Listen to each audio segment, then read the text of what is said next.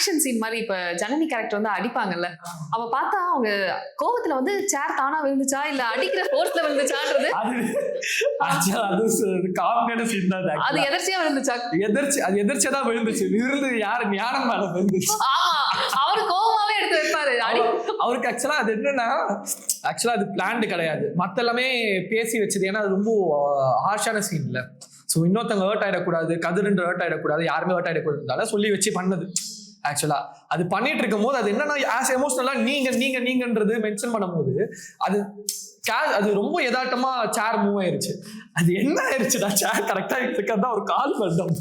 ஆமா, ஆமா, அவர் கத்திட்டாரு அந்த சீன்ல. நீங்க அது உங்களுக்கு தெரியாது, ஆக்சுவலா பார்க்கும்போது தெரியாது, நாங்க பார்த்தோம். ஆமா, இவன் வந்து பக்கத்துல நின்றுட்டான்.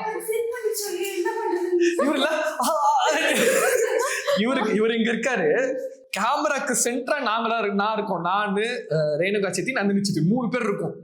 3 பேருக்குமே செம்ம சிரிப்பு. அவரோட எக்ஸ்பிரஷன் தான் அந்த இடத்துல பாயிண்ட். அவர் எக்ஸ்பிரஸ் பண்ணிட்டு ஒண்ணுமே தடவை டப்புன்னு எடுத்து நிக்க வச்சிட்டாரு. அது இன்னொன்னு அவரோட என்ன சொல்றது, அவர் வந்து ஹேண்டில் பண்ண விதம். அது இன்னொன்னு ஃபர்ஸ்ட் அவர் அந்த ரியாக்ட் பண்ணுன்றது ஒண்ணு இருக்குல்ல, அது வந்து சிரிப்பு, செம்ம சிரிப்பாயிருச்சு. நான்லாம் வந்து இப்படி இருந்தேன். நான் தெரியவே தெரியாது.